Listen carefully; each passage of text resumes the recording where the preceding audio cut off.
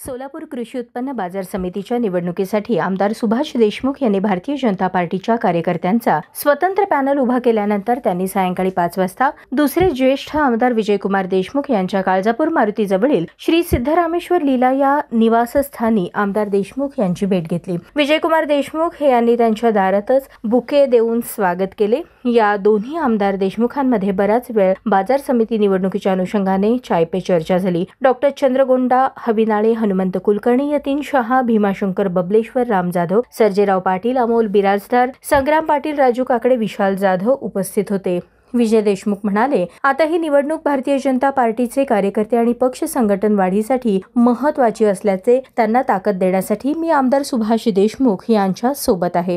कृषी उत्पन्न बाजार समितीच्या निवडणुकीच्या वेळी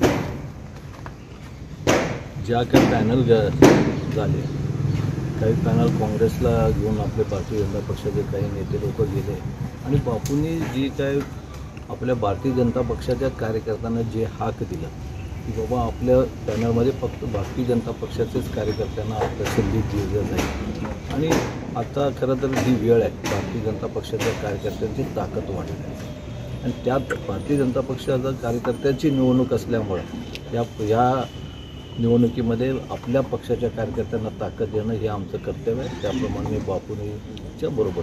सुभाष देशमुख म्हणाले, बाजार समितीच्या निवडणुकीमध्ये भारतीय जनता पार्टीचे फायनल उभे असून आता आमच्या सोबत विजय देशमुख यांचीही ताकद आहे। सचिन कल्याण शेट्टी जिल्हाध्यक्ष आहेत, त्यांना मुख्यमंत्र्यांनी सांगितले असे समजते, परंतु आम्हास तसा काही निरोप नाही आणि कल्याण शेट्टी यांना निरोप देण्याची वेळ संपली आणि मीडिया मार्फत निरोप देण्याची इच्छा नाही।